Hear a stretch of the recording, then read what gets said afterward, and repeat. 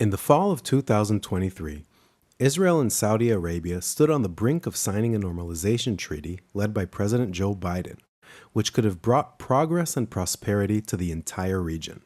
This threatened Hamas and contradicted its charter, which calls for the destruction of Israel and Jews worldwide. On October 7th, Hamas launched a barbaric surprise attack on Israel in order to derail this treaty. The attack was unprecedented in its brutality, scale, and violence. It was the deadliest day for the Jewish people since the Holocaust. It shook Israel to its core and made it crystal clear to both Israel and its allies that Hamas must be dismantled. Hamas had been preparing for a large-scale confrontation with Israel for years. The terrorist organization amassed an expertly trained force of over 30,000 fighters and a deadly arsenal of over 20,000 rockets, advanced anti-tank missiles, and attack drones.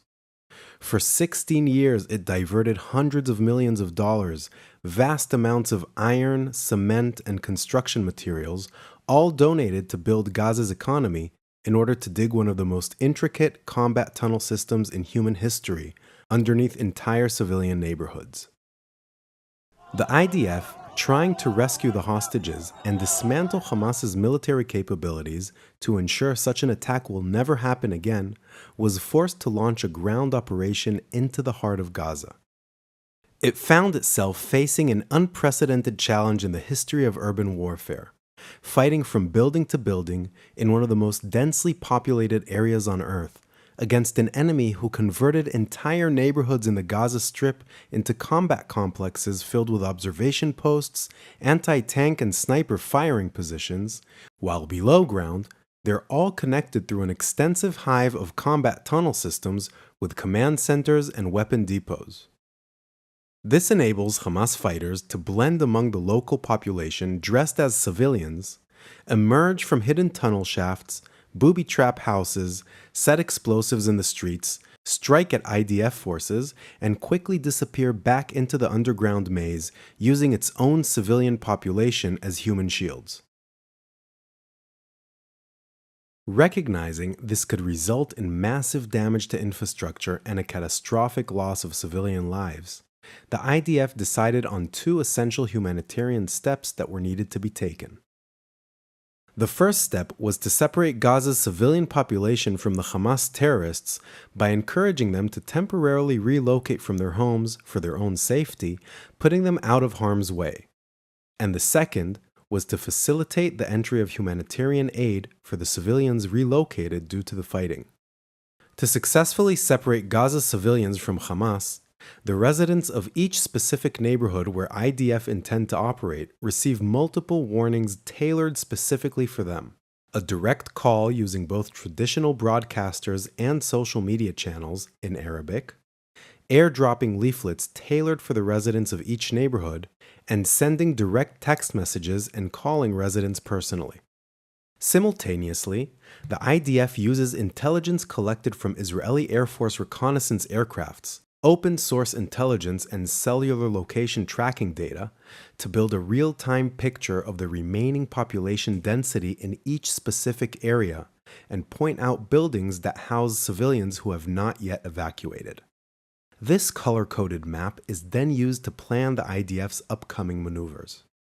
As a result of these efforts, countless lives are being saved, as over 1 million Gazans moved southward via the two designated humanitarian corridors leading to the humanitarian zone. This was just the first step in the IDF's humanitarian efforts. In order to provide the now relocated population with water, food, medical aid, and shelter, a complete logistics system had to be created.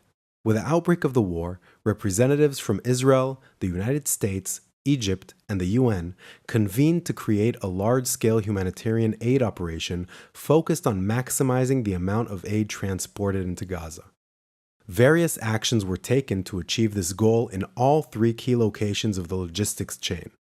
At Al Arish port in Egypt, where international aid supply ships dock, a specialized company that was taught to meet the security screening requirements of the IDF properly sorts, packs, and loads the goods.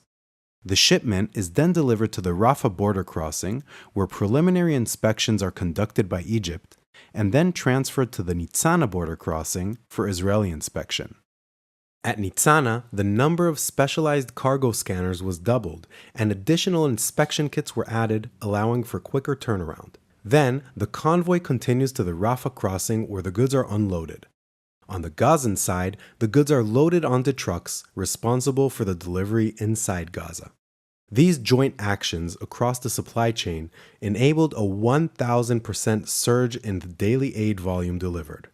The amount of food transferred feeds over 500,000 people daily and even exceeds 1 million during the operational pause.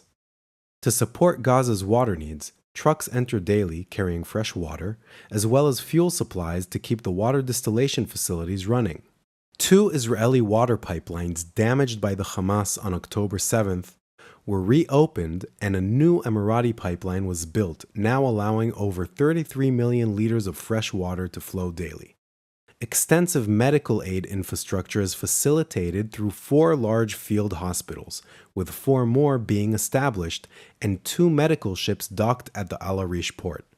To support the field hospitals and allow for staff rotation, Israel facilitates the movements of international medical teams in and out of Gaza and supports the evacuation of patients requiring specialized care. The entire medical system is backed by more than 10,000 tons of medical equipment and supplies since the war began. Logistic needs are also continuously addressed. Over 11,000 tons of shelter equipment, including tents, mattresses, blankets, and hygiene products, have been delivered. Recently, Israel doubled the entry and inspection points by opening Kerem Shalom. The war against Hamas is unprecedented in its complexity and scale in the history of urban warfare. It is a fight for Israel's own right to exist in peace, a fight for Western values, and freedom from brutal terrorism for both Israelis and Gazans. This is why Israel is going to extreme lengths to mitigate harm to civilians and is calling on the international community to increase the volume of humanitarian aid being sent into Gaza.